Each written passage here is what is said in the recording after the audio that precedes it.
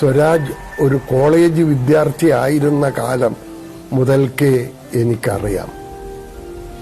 ഈ ചെറുപ്പക്കാരന്റെ പരന്ന വായന, അറിവ്, ധാർമ്മിക ബോധം ഇവയൊക്കെ എന്നെ പലപ്പോഴും അത്ഭുതപ്പെടുത്തിയിട്ടുണ്ട്. എം സ്വരാജ് കാലിക്കറ്റ് യൂണിവേഴ്സിറ്റിയുടെ ഏറ്റവും ശ്രദ്ധേയനായിട്ടുള്ള യൂണിയൻ ചെയർമാനായിരുന്നു.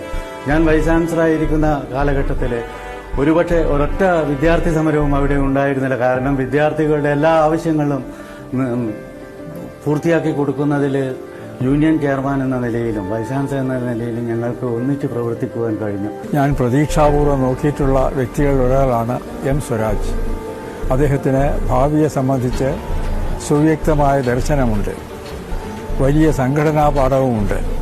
ആ ദർശനത്തോടും സംഘടനാ പാഠവത്തോടും കൂടി സമകാലിക പ്രശ്നങ്ങളെ ഫലപ്രദമായി പരിഹരിക്കാനുള്ള പ്രവർത്തന വൈഭവവും അദ്ദേഹം നേടിയിട്ടുണ്ട്.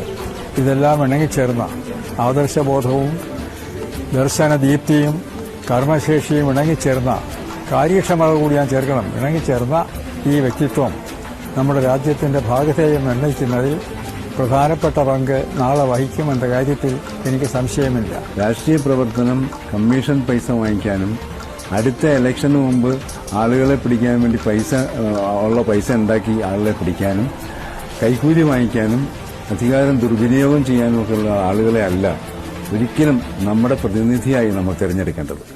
അങ്ങനെ തിരഞ്ഞെടുക്കുമ്പം സ്വാമി വിവേകാനന്ദൻ തന്നെ പറഞ്ഞിട്ടുണ്ട്, പ്രതിഭാശാലികളായിരിക്കണം ഭരണകർത്താക്കൾ എന്ന് പറഞ്ഞു. പ്രതിഭാശാലിയായ ഒരാളെ ആണ് നമുക്ക് പ്രതിനിധിയായി തിരഞ്ഞെടുക്കേണ്ടത്. അങ്ങനെ തിരഞ്ഞെടുക്കാൻ കേരളത്തിൽ ഏറ്റവും യോഗ്യരായ ചെറുപ്പക്കാരിൽ ഒന്നാമനാണ് എം സ്വരാജ്. സ്വരാജ് എന്നെ അത്ഭുതപ്പെടുത്തിയത് എന്താ വെച്ചിട്ടുണ്ടെങ്കിൽ ഇവിടെ വന്നു പോകുന്ന അല്ലെങ്കിൽ എൻ്റെ നാട്ടിലുള്ള ആളുകൾക്ക് പോലും അറിയാത്ത NV കൃഷ്ണവാര്യർ വെള്ളച്ചിറകാരനാണോ എന്ന് ചോദിച്ചാൽ അറിയാത്ത പലരുണ്ട്. പക്ഷെ സ്വരാജ് എന്നെ അത്ഭുതപ്പെടുത്തി.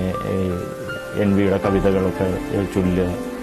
അപ്പോൾ ഇത്രയേറെ കാര്യങ്ങൾ സംസ്കാരമായാലും കലയായാലും ഒക്കെ അറിയുന്ന ഒരു നേതാവ് നമുക്ക് വേണ്ടത് നല്ലതാണ്. സ്വരാജ് സംസാരിക്കുന്നത് ഞാൻ കേട്ടിട്ടുണ്ട്, എഴുതുന്നത് ഞാൻ വായിച്ചിട്ടുണ്ട്. സ്വരാജിന്റെ സോഷ്യൽ മീഡിയ ഇടപെടലുകൾ മുഴുവനും വളരെ ശ്രദ്ധയോടെ പിന്തുടരുന്ന ഒരാളാണ് ഞാൻ. ഇതിലെല്ലാം തെളിയുന്ന ചിത്രം യാതൊരു വിധത്തിലുള്ള ആശയ കാലുഷ്യവുമില്ലാതെ വളരെ തെളിമയാർന്ന ദൃഢമാർന്ന സമീപനങ്ങൾ, നിലപാടുകൾ ഈ ചെറുപ്പക്കാരന് കൈമുതലായി.